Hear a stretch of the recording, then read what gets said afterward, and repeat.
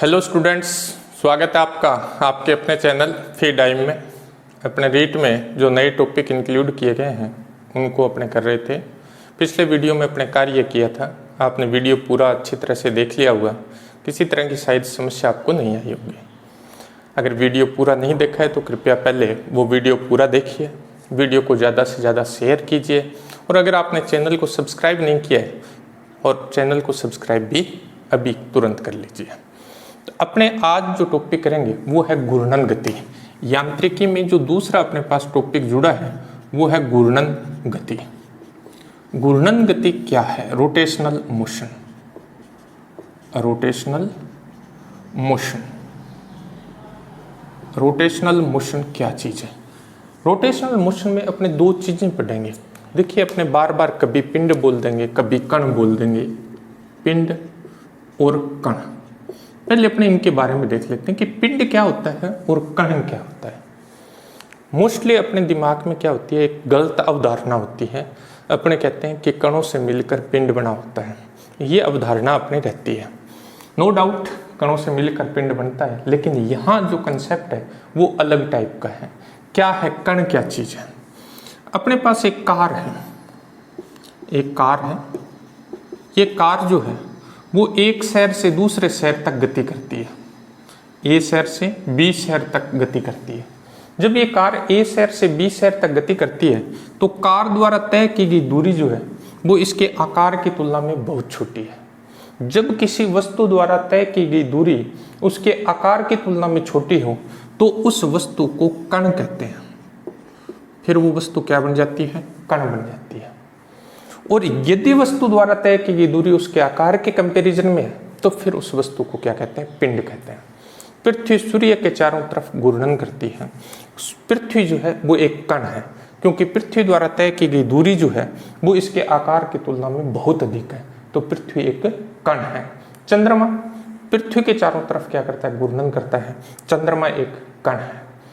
एक ट्रेन दो स्टेशनों के बीच में गति कर रही है तो ट्रेन जो है वो एक कण है, क्योंकि दो स्टेशनों के बीच की जो दूरी होगी वो निश्चित रूप से ट्रेन की लंबाई से क्या होगी? ज़्यादा होगी, तो ट्रेन उस समय क्या हो जाएगी? एक कण की तरह। तो कण और पिंड, हालांकि ज़्यादा कंफ्यूज होने की ज़रूरत नहीं है, लेकिन कण होता क्या है कि कोई भी पिंड जिसके द्वारा तय की गई दूरी जो है वो उसके आकार से ज़्यादा हो तो फिर वो कण है, और अगर दूरी कम है तो फिर वो क्या है? पिंड है।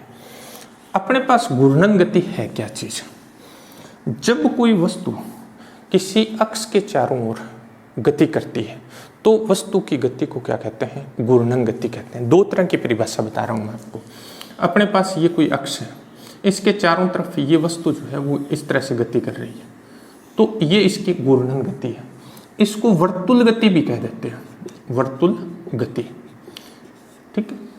एक्चुअली में घूर्णन गति क्या होती है? जब कोई पिंड उसमें से पारित अक्ष के सापेक्ष घूर्णन करता है। जब कोई पिंड, ये कोई पिंड है, ये इसमें से गुजरने वाला, ये इसमें से गुजरने वाला कोई अक्ष है, ये अक्ष है, और इस अक्ष के सापेक्ष ये क्या कर रहा है? घूम रहा है।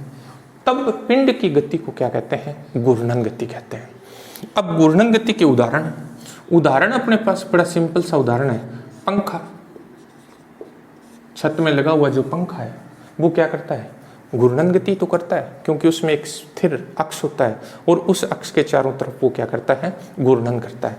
इसी तरह से बचपन में लट्टू खूब घुमाया होगा, लट्टू की जो गति होती है वो भी क्या होती है? घूर्णन गति होती है, जिसको अपने चक्री कहते हैं, इसे चलाते हैं। ठीक है, तो वो क्या है?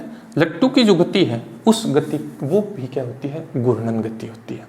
अब अपने घूर्णन गति और रेखीय गति, थोड़ा सा मैं आपको दोनों का कंपैरिजन बता रहा हूँ। रेखीय गति जैसी ही घूर्णन गति होती है, थोड़ी सी राशियां अलग अलग होती है। जिस तरह से अपने रेखीय गति पढ़ी थी उसी तरह से आप लगभग कंपेयर करके पढ़ोगे घूर्णन गति को, बड़ा आसान सा टॉपिक हो जाएगा। ये क्या है? देखिए, सबसे पहले अपने पास आता है कोणीय विस्थापन। कोणीय विस्थापन, उसमें क्या था? विस्थापन था, यहाँ कोणीय विस्थापन हो जाएगा। वहां आपने नाम दिया था विस्थापन। जब दोनों को एक साथ पढ़ते हैं तो वहां नाम देना पड़ता है रेखीय विस्थापन। ये क्या हो गया? कोणीय विस्थापन। तो ये कोणीय विस्थापन क्या होता है? देखिए, अपने पास एक पिंड पिंड वर्ताकार पथ में गति कर रहा है, ठीक है। टी समय पर पिंड बिंदु ए पर स्थित है, ए बिंदु पर है। टी समय पर ये पिंड जो है वो कहाँ स्थित है, ए बिंदु पर स्थित है।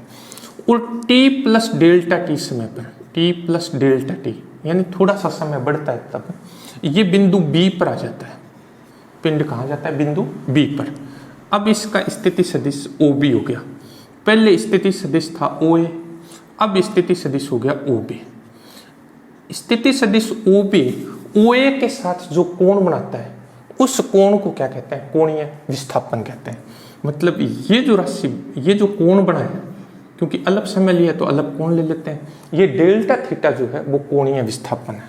यानी कोणीय विस्थापन जो है अपने पास, कोणीय विस्थापन अपने पास आ गया कोण बी ओ ए या A O B is equal to अपने पास क्या आ गया, डेल्टा थीटा। ये कोणीय विस्थापन है। यानी कण की कोणीय स्थिति में जो परिवर्तन होता है, कण की कोणीय स्थिति में जो परिवर्तन होता है उससे क्या कहते हैं, कोणीय विस्थापन कहते हैं। कोणीय विस्थापन का मात्रक एसआई पद्धति में जो कोण का मात्रक है, मात्रक अपने पास क्या होता है, रेडियन। इसका मात्रक क्या है, रेडियन। कोणीय स्थिति का या कोणीय विस्थापन का जो मात्रक है वो क्या है, रेडियन है। थोड़ा सा देखिए, इसको अपने इस तरह से भी कर सकते हैं। अपने पास क्या था, ये पिंड था। टी समय पर या टी बराबर 0 समय पर, 0 ले लेते हैं अब की बार, ये पिंड ए बिंदु पर था, ए पे था। T1 समय पर ये कहाँ पहुंच गया, बी पर पहुंच गया। ये इसकी कोणीय स्थिति होगी θ1, कोणीय स्थिति θ1। T2 समय पर ये कहाँ पहुंच गया, T2 समय पर ये पहुंच गया सी पर। ये इसकी कोणीय स्थिति होगी क्या, θ2। पूरी प्रारंभिक स्थिति से इसका कोण हो गया क्या, θ2। अब देखिए इस समय अंतराल में अपने को कोणीय विस्थापन ज्ञात करना है, तो समय अंतराल हो जाएगा delta T is equal to T2 minus T1। कोणीय स्थिति में परिवर्तन हो गया θ2 माइनस θ1, ये क्या हो गया, कोणीय विस्थापन हो गया। तो कोणीय विस्थापन क्या है, कोणीय स्थिति में परिवर्तन को कोणीय विस्थापन कहते हैं, ठीक है। या पिंड जो है, जो कोण जितने समय अंतराल में जो कोण बनाता है उस कोण को क्या कहते हैं, कोणीय विस्थापन कहते हैं। एसआई पद्धति में इसका मात्रक क्या है, रेडियन है। अब आता है अपने पास कोणीय वेग। कोणीय वेग क्या चीज है, कोणीय वेग,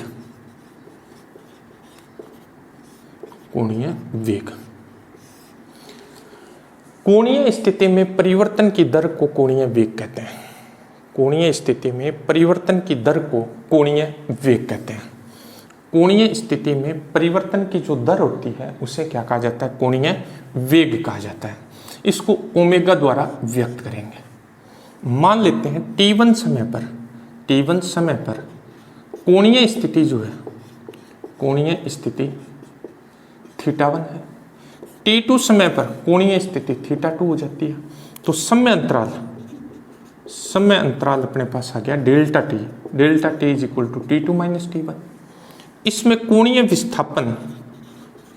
विस्थापन अपने पास आ जाएगा क्या, delta theta is equal to θ2 minus θ1। कोणीय विस्थापन तथा समय अंतराल के अनुपात को औसत कोणीय वेग कहते हैं। कोणीय विस्थापन तथा समय अंतराल के अनुपात को औसत कोणीय वेग कहते हैं। औसत कोणीय वेग को ओमेगा एवरेज से लिखेंगे। एवी का मतलब है एवरेज। ये अपने पास आ जाएगा डेल्टा थीटा बट्टा डेल्टा टी। अब देखो, अगर समय अंतराल अल्प हो, मतलब ये डेल्टा टी छोटा हो, तो अपने पास क्या होगा, यदि अपने पास क्या हो, डेल्टा टी टेंड्स टू 0 हो, यदि डेल्टा टी 0 की ओर अग्रसर हो, मतलब ये बहुत छोटा हो, तो औसत कोणीय वेग जो है वो तात्क्षणिक कोणीय वेग में बदल जाता है। तात्क्षणिक कोणीय वेग अपने पास क्या जाएगा, तात्क्षणिक कोणीय वेग जो है वो अपने पास आ जाएगा ओमेगा इज इक्वल टू, इसको ऐसे लिखते हैं, limit delta T tends to 0 delta theta बटा डेल्टा टी, और ये बराबर आ जाता है डी थीटा बटा डी टी। ये देखिए कोणीय स्थिति आ गई। कोणीय स्थिति में परिवर्तन की दर को कोणीय वेग कहते हैं। इसमें अपने पास एक बड़ी इंपॉर्टेंट चीज है, कोणीय वेग में एक इंपॉर्टेंट चीज क्या है, देखिए एक पिंड है जो वर्ताकार पथ का एक चक्कर पूरा करता है। मान लो ये पिंड था, ये पिंड इस वर्ताकार पथ का एक चक्कर पूरा करता है। तो जब कोई पिंड वर्ताकार पथ का एक चक्कर पूरा करता है तो लगा समय आवर्तकाल कहलाता है। जब कोई पिंड वर्ताकार पथ का एक चक्कर पूरा करता है तो उसको जो समय लगता है उस समय को क्या कहते हैं, आवर्तकाल कहते हैं, और अपने इसको कैपिटल टी से व्यक्त करते हैं। जब ये पिंड एक चक्कर पूरा करेगा तो इसकी कोणीय स्थिति में कितना परिवर्तन हो गया, यहां से इसने चलना शुरू किया और ये ऐसे करके ये वापस यहाँ आ गया, तो ये कोण बना दिया। ये कोण होता है 360 डिग्री का, जिसको अपने रेडियन में लिखेंगे तो 2 पाई होगा। तो कोणीय विस्थापन जो होगा, कोणीय विस्थापन जो है वो अपने पास हो गया 2 पाई। तब इसका कोणीय वेग क्या हो गया, कोणीय वेग ओमेगा इज इक्वल टू अपने पास आ गया 2 पाई बटा टी। बड़ा इंपॉर्टेंट रिलेशन है ये। ओमेगा इज इक्वल टू क्या होता है, 2 पाई बटा कैपिटल टी होता है। यदि पिंड वर्ताकार पथ का एक चक्कर पूरा करता है तो उसका कोणीय वेग अपने पास ओमेगा इज इक्वल टू क्या आ गया, 2 पाई बटा टी आ गया। अब देखिए, अपने जानते हैं आवर्तकाल और आवृत्ति में एक संबंध होता है। आवर्तकाल जो होता है वो आवृत्ति के व्युत्क्रम के बराबर होता है, या आवृत्ति जो होती है वो आवर्तकाल के व्युत्क्रम के बराबर होती है। तो टी की ये वैल्यू 1/न्यू जो है, इसको न्यू बोलते हैं। अलग अलग बुक में अलग अलग लिखा होता है, कहीं एन लिखते हैं, कहीं न्यू लिखते देते हैं, कहीं एफ भी लिख देते हैं। तो जो भी लिखा हो उससे कोई फर्क नहीं पड़ता, लेकिन ये आवृत्ति है। ये वैल्यू इसमें पुट करेंगे तो ओमेगा इज इक्वल टू अपने पास आ जाएगा 2 पाई न्यू। ये अपने पास ओमेगा का एक फॉर्मूला ये आ गया, एक फॉर्मूला अपने पास ये आ गया, एक फॉर्मूला अपने पीछे किया था omega is equal to D theta बटा डी टी। ये कोणीय वेग है अपने पास। कोणीय वेग का मात्रक क्या है, मात्रक क्या होगा, मात्रक अपने पास आ जाएगा, ये ऊपर कोण है, कोण का मात्रक होता है रेडियन। ये अपने पास समय है, समय का मात्रक होता है सेकंड, तो रेडियन प्रति सेकंड। मतलब ये एसआई पद्धति में अपने जो भी मात्रक लिखेंगे एसआई पद्धति में लिख रहे हैं। इसके अलावा लिखेंगे तो अपने लिखेंगे भी ये इस पद्धति में। तो मात्रक अपने पास आ गया रेडियन प्रति सेकंड, ये कोणीय वेग आ गया। अब आता है अपने पास कोणीय त्वरण। कोणीय त्वरण, कोणीय त्वरण क्या है, कोणीय त्वरण, कोणीय वेग में परिवर्तन की दर को कोणीय त्वरण कहते हैं। कोणीय वेग में परिवर्तन की दर को, कोणीय वेग में परिवर्तन की दर, परिवर्तन की दर, कोणीय वेग में परिवर्तन की जो दर होती है उसे क्या कहते हैं, कोणीय त्वरण कहते हैं। यदि t1 समय पर कोणीय वेग ओमेगा 1 है, t2 समय पर कोणीय वेग ओमेगा 2 है, तो समय अंतराल अपने पास आ जाएगा delta T is equal to t2 minus t1, और कोणीय वेग में परिवर्तन डेल्टा ओमेगा अपने पास आ जाएगा ओमेगा 2 माइनस ओमेगा 1। एक पिंड का t1 समय पर कोणीय वेग ओमेगा 1 है, t2 समय पर कोणीय वेग ओमेगा 2 है, तो समय अंतराल अपने पास आ गया t2 माइनस t1, और इस समय अंतराल में कोणीय वेग में जो परिवर्तन हुआ वो हो गया ओमेगा 2 माइनस ओमेगा 1। कोणीय वेग में परिवर्तन और समय अंतराल का अनुपात जो होता है वो औसत कोणीय त्वरण कहलाता है। कोणीय वेग में परिवर्तन तथा समय अंतराल का जो अनुपात होता है उस अनुपात को क्या कहते हैं, औसत कोणीय त्वरण कहते हैं। मतलब औसत कोणीय त्वरण जो है, औसत कोणीय त्वरण, औसत कोणीय त्वरण अपने पास होता है कोणीय वेग में परिवर्तन, कोणीय वेग में परिवर्तन बट्टा परिवर्तन में लगा समय, परिवर्तन में लगा समय, ये अपने पास औसत कोणीय त्वरण होता है। कोणीय त्वरण को अल्फा से लिखते हैं, तो alpha average, alpha average equal to अपने पास आ जाएगा डेल्टा ओमेगा बटा डेल्टा टी। यदि समय अंतराल अल्प हो, यानी डेल्टा टी टेंड्स टू 0 हो, यदि समय अंतराल अल्प हो तो ये औसत कोणीय त्वरण जो है वो तात्क्षणिक कोणीय त्वरण बन जाता है। तो अपने पास अल्फा इज इक्वल टू आ जाएगा limit delta T tends to 0, ये अपने पास आ जाएगा delta omega delta T, alpha is equal to अपने पास आ जाएगा डी ओमेगा बटा डी टी। जो परिभाषा बोली थी वो इसके बेस पे बोली थी अपने, कोणीय वेग में परिवर्तन की दर को कोणीय त्वरण कहते हैं। कोणीय वेग में परिवर्तन की जो दर होती है उसे क्या कहते हैं? कोणीय वेग कहते हैं। अब देखिए ओमेगा जो है, अभी अभी लिखा था आपने, ओमेगा जो होता है वो होता है डी थीटा बटा डी टी। अगर ओमेगा का ये मान इसमें रख दें अपने, तब अपने पास क्या आ जाएगा? तब अपने एल्फा इज इक्वल टू आ जाएगा D by D T. Omega का मान रखना है अपने को डी थीटा बटा डी टी, तो ये अपने पास आ जाएगा D two theta upon D T two. यानी कोणीय स्थिति का समय के सापेक्ष एक बार अवकलन करोगे तो कोणीय वेग मिलेगा, दो बार अवकलन कर दोगे तो कोणीय त्वरण प्राप्त हो जाता है। ये था अपने पास कोणीय त्वरण। मात्रक इसका, मात्रक अपने पास आ जाएगा कोणीय वेग का मात्रक बट्टा समय का मात्रक। कोणीय वेग का मात्रक था रेडियन प्रति सेकंड, बट्टा सेकंड आएगा तो रेडियन प्रति सेकंड स्क्वायर हो जाएगा, रेडियन प्रति सेकंड स्क्वायर। ये इसका अपने पास कोणीय त्वरण का मात्रक आ गया। अब आता है अपने पास कोणीय वेग और रेखीय वेग में संबंध। मोस्ट इंपोर्टेंट है कोणीय वेग और रेखीय वेग में संबंध याद रखिए सीधा सा, क्योंकि डेरिवेशन का कोई मतलब नहीं है। कोणीय वेग तथा रेखीय वेग में संबंध, रेखीय वेग में संबंध। कोणीय वेग और रेखीय वेग में संबंध स्थापित करना अपने को। संबंध स्थापित नहीं करेंगे, सीधा लिखेंगे v इज इक्वल टू होता है R omega. v is equal to क्या होता है? R omega. याद रखना अच्छी तरह से। यहाँ एक बड़ी इंपॉर्टेंट चीज आती है, देखिए क्या, अपने पास एक पिंड है जो उसमें से पारित स्थिर अक्ष के सापेक्ष क्या कर रहा है? घूर्णन कर रहा है। एक पिंड उसमें से पारित, ये एक स्थिर अक्ष है, इसके सापेक्ष ये क्या कर रहा है? ओमेगा कोणीय वेग से घूर्णन कर रहा है। जब पिंड इस स्थिर अक्ष के सापेक्ष घूर्णन करता है तो पिंड के सभी कणों का कोणीय वेग समान होता है। सभी कणों का कोणीय वेग समान होगा। ओमेगा सब के लिए एक जैसा होगा। कण क्या है? एक कण यहाँ हो सकता है, ये कणों से मिलकर बना हुआ, ये रहा, ये रहा, ये रहा, ये रहा। अब देखिए इसकी दूरी है r1, इसकी दूरी है r2, इसकी दूरी है r3, इसकी दूरी r4, इसकी दूरी r5, इसको rn नाम दे देते हैं, n कणों से मिलकर बना है। ठीक है, तो देखिए ये दूरियां अलग अलग है। अगर दूरियां अलग अलग है तो रेखीय वेग का मान क्या होगा? अलग अलग होगा।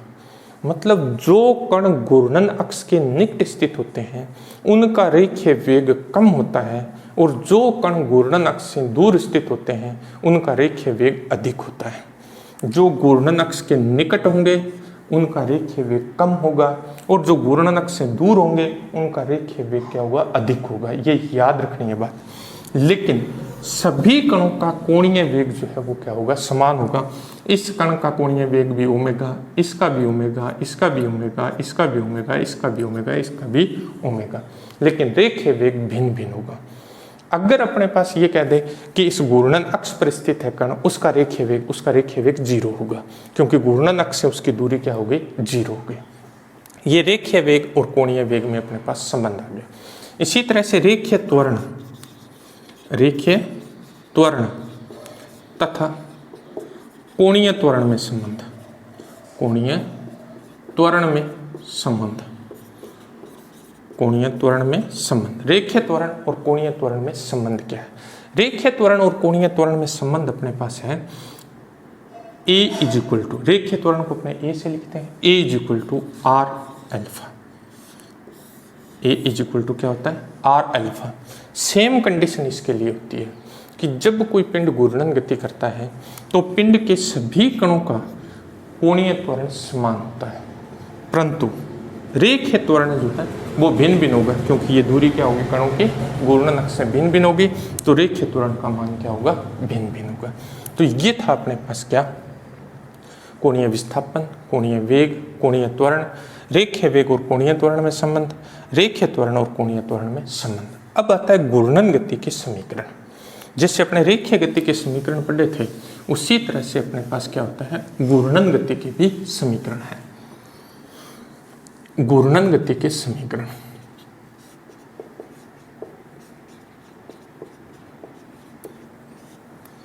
घूर्णन गति के लिए समीकरण। घूर्णन गति के, रेखीय गति के कितने समीकरण थे? 3। घूर्णन गति के भी 3 समीकरण है। कौन कौन से हैं देखिए। Omega, omega is equal to अपने पास है ओमेगा 0 प्लस अल्फा टी। दूसरा अपने पास है theta is equal to omega 0 T plus half alpha T square. तीसरा अपने पास है omega square is equal to omega 0 का square plus 2 alpha theta. Same रेखीय गति के जो समीकरण थे उसी तरह के हैं। रेखीय गति का पहला समीकरण था v is equal to U plus A T. दूसरा समीकरण अपने पास था s is equal to U T plus half A T square. तीसरा समीकरण अपने पास था v square is equal to U square plus 2 A S लिख रहे थे अपने। ठीक है, यहाँ अपने पास ये क्या है, ओमेगा 0 जो है वो प्रारंभिक कोणीय वेग है, प्रारंभिक कोणीय वेग है। ओमेगा जो है वो अंतिम कोणीय वेग है, अंतिम कोणीय वेग है। थीटा जो है कोणीय विस्थापन है, कोणीय विस्थापन है। अल्फा कोणीय त्वरण है, कोणीय त्वरण है। टी समय है। ये राशियां अपने पास है। तो ये घूर्णन गति के समीकरण है, उसी तरह के हैं जो रेखीय गति के। मैं कह रहा था दोनों को पैरेलल अगर अपने रख के करते हैं तो आसान हो जाता है। कैसे? देखिए, ये काम रेखीय गति में करता है v, वही काम ओमेगा घूर्णन गति में करता है। रेखीय गति में जो मतलब u का है, घूर्णन गति में वो काम किसका है, मतलब है ओमेगा 0 का। ये अपने पास रेखीय गति में त्वरण, ये अपने पास घूर्णन गति में त्वरण, समय दोनों में एक जैसा है। ये रेखीय गति का विस्थापन, कोणीय गति का विस्थापन है। इनके बारे में अपने बात हो चुकी है। ठीक है, तो ये अपने अगर दोनों को कंपेयर करते हैं तो दोनों बड़े आसानी से अपने समझ पाते हैं, कहीं अपने समस्या आती नहीं है। अब आता है अपने पास जड़त्व आघूर्ण। जड़त्व आघूर्ण क्या चीज है? जड़त्व आघूर्ण किसे कहते हैं? जड़त्व आघूर्ण के बारे में बात करेंगे अपने। जड़त्व आघूर्ण, moment of inertia, moment of inertia. जड़त्व आघूर्ण क्या चीज है? देखिए, रेखीय गति में अपने जड़त्व पढ़ा था, रेखीय गति में अपने क्या पढ़ा था? जड़त्व। जड़त्व क्या चीज होती है? जड़त्व अपने को ये बताता है कि यदि कोई पिंड विरामावस्था में है तो वो विरामावस्था में रहना चाहता है, और गतिशील अवस्था में है तो गतिशील अवस्था में रहना चाहता है। यानी पिंड अपनी स्थिति में परिवर्तन का विरोध करता है। इस गुण को जड़त्व कहते हैं।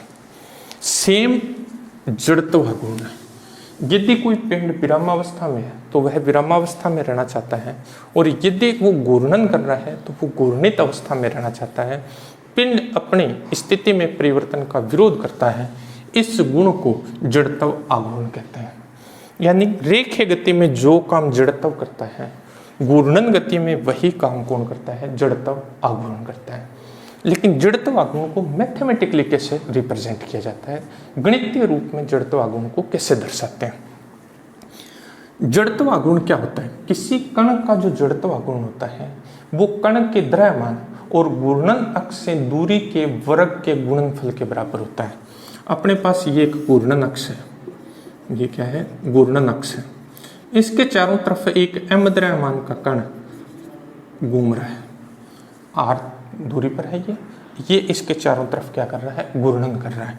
तो इसका जड़त्व आघूर्ण, जड़त्व आघूर्ण को I से लिखते हैं। जड़त्व आघूर्ण I इज इक्वल टू अपने पास आ जाएगा mr²। किसी कण का जड़त्व आघूर्ण कण के द्रव्यमान तथा घूर्णन अक्ष से दूरी के वर्ग के गुणनफल के बराबर होता है। तो अपने पास I इज इक्वल टू अपने पास क्या आ गया? mr²। m कण का द्रव्यमान है, r उसकी घूर्णन अक्ष से लंबवत दूरी है। इसका मात्रक क्या आ जाएगा? जड़त्व आघूर्ण का मात्रक, मात्रक द्रव्यमान का मात्रक है किलोग्राम, दूरी का मात्रक होता है मीटर, तो ये अपने पास आ जाएगा किलोग्राम मीटर स्क्वायर। तो ये था जड़त्व आघूर्ण। मतलब जड़त्व आघूर्ण का घूर्णन गति में वही स्थान है जो रेखीय गति में किसका है? जड़त्व का है। यानी जड़त्व जो चीज अपने को रेखीय गति में बताता है वही चीज अपने को जड़त्व आघूर्ण जो है वो घूर्णन गति में बतलाता है। अब अपने करते हैं क्या? कोणीय संवेग। ये था जड़त्व आघूर्ण, यानी जड़त्व आघूर्ण का क्या मतलब था, जो रेखीय गति में जड़त्व का था वही काम किसका है, जड़त्व आघूर्ण का है। किसका, किसमें, घूर्णन गति में। अब अपने पास आता है कोणीय संवेग। कोणीय संवेग, एंगुलर मोमेंटम। अपने रेखीय संवेग पढ़ लिया, रेखीय संवेग पढ़ा था। पहले तो मैं कंपेयर ही करवा देता हूं। रेखीय गति में जो काम रेखीय संवेग, घूर्णन गति में वही काम किसका है, कोणीय संवेग का है। कोणीय संवेग होता क्या है, रेखीय संवेग के आघूर्ण को, रेखीय संवेग के आघूर्ण को कोणीय संवेग कहते हैं। रेखीय संवेग के आघूर्ण को कोणीय संवेग कहते हैं। रेखीय संवेग तथा घूर्णन अक्ष से उसकी लंबवत दूरी जो होती है, उसका जो गुणनफल है, उस गुणनफल को क्या कहते हैं, कोणीय संवेग कहते हैं। यानी कोणीय संवेग जो होता है, कोणीय संवेग जो है वो अपने पास होता है क्या, रेखीय संवेग, रेखीय संवेग इनटू रेखीय संवेग की घूर्णन अक्ष से लंबवत दूरी, रेखीय संवेग की कार्यकारी रेखा की घूर्णन अक्ष से लंबवत दूरी, इसको शॉर्ट में आघूर्ण भुजा कह देते हैं, आघूर्ण भुजा। तो अपने पास क्या आता है, कोणीय संवेग एक सदिश राशि होती है, इसको वेक्टर जे या वेक्टर एल से लिखते हैं। तो अपने पास वेक्टर एल जो होता है वो होता है vector R cross vector P. मैं इसका डेरिवेशन नहीं करवा रहा आपको, मैं सिर्फ फॉर्मूला बता रहा हूँ आपको, ठीक है। Vector L is equal to होता है vector R cross vector P. R अपने पास क्या है, स्थिति सदिश है, पी अपने पास क्या है, रेखीय संवेग है। Vector L is equal to R P sine theta N cap. Theta अपने पास जो है वो वेक्टर आर तथा वेक्टर पी के मध्य कोण है, मध्य कोण। आर मतलब स्थिति सदिश, पी मतलब रेखीय संवेग। रेखीय संवेग और स्थिति सदिश के मध्य का कोण जो है वो थीटा है। एन कैप जो है, एन कैप एकांक सदिश है, एकांक सदिश किसकी दिशा को व्यक्त करता है, वेक्टर एल की दिशा को व्यक्त करता है। यानी एल की दिशा में एकांक सदिश है क्या, एन कैप, ठीक है। अपने इसको अदिश रूप में लिखें तो एल इज इक्वल टू आ जाएगा R P sine theta, R P sine theta. अगर थीटा 90 डिग्री हो, थीटा 90 डिग्री हो, यदि theta is equal to 90 degree हो, तब अपने पास एल इज इक्वल टू क्या आ जाएगा, आर पी आ जाएगा। पी रेखीय संवेग, रेखीय संवेग अपने पास होता है एम वी, तो एल इज इक्वल टू अपने इसको एम वी आर भी लिख देते हैं। मोस्टली अपने जो यूज होता है वो L is equal to M V R के रूप में अपने इसको यूज कर लेते हैं। तो ये था अपने पास कोणीय संवेग, सिर्फ आपको फॉर्मूला बताया मैंने। कोणीय संवेग का मात्रक क्या हो जाएगा, मात्रक मैंने आपको पहले बताया, मैं सारे मात्रक एसआई पद्धति के बता रहा हूँ। मात्रक अपने पास आ जाएगा संवेग का मात्रक, संवेग का मात्रक होता है किलोग्राम मीटर प्रति सेकंड, गुणा दूरी का मात्रक मीटर होता है, तो इसका मात्रक आ जाएगा किलोग्राम मीटर स्क्वायर प्रति सेकंड। तो ये था अपने पास कोणीय संवेग। रेखीय संवेग का आघूर्ण क्या कहलाता है, कोणीय संवेग कहलाता है। फॉर्मूला अपने पास ये होता है। रेखीय गति में जो काम रेखीय संवेग का है, घूर्णन गति में वही काम किसका है, कोणीय संवेग का है। अब आता है अपने पास बलाघूर्ण। बलाघूर्ण क्या चीज है, बलाघूर्ण देखिए, जब अपने किसी वस्तु पर बल लगाते हैं तो दो घटनाएं घटित हो सकती है। वो वस्तु बल की दिशा में गति कर सकती है, तो वो तो होती है स्थानांतरण गति, या बल लगाने से उस वस्तु में क्या हो सकता है, घूर्णन उत्पन्न हो सकता है। यदि किसी वस्तु पर बल लगाने से वस्तु में घूर्णन उत्पन्न होता है तो बल के इस प्रभाव को बलाघूर्ण कहते हैं। जैसे अपने दरवाजे के हैंडल को पकड़कर खींचते हैं तो दरवाजा घूमता है। जब अपने दरवाजे के हैंडल को पकड़कर खींचते हैं तो दरवाजा क्या होता है, घूमता है। तो घूमता है तो उस पर क्या लगता है, बलाघूर्ण लगता है। तो बल का घूर्णन प्रभाव क्या कहलाता है, बलाघूर्ण। जब किसी वस्तु पर बल लगाने से यदि वस्तु में घूर्णन उत्पन्न होता है तो बल के इस प्रभाव को क्या कहते हैं? बलागुण कहते हैं। जब किसी वस्तु पर बल लगाने से यदि वस्तु में घूर्णन उत्पन्न होता है तो बल के इस प्रभाव को क्या कहा जाता है? बलागुण कहा जाता है। बलागुण अपने पास क्या होता है? बलागुण जो है, बलागुण बराबर अपने पास होता है बल का परिमाण, बल का परिमाण गुणा बल की कार्यकारी रेखा की घूर्णन अक्ष से लंबवत दूरी,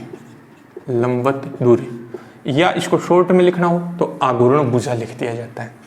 बलागुण को टो से लिखते हैं, टॉर्क्यू बोलते हैं इसको, इंग्लिश में क्या बोलते हैं? टॉर्क्यू। तो vector tau is equal to अपने पास फॉर्मूला होता है vector R cross vector F.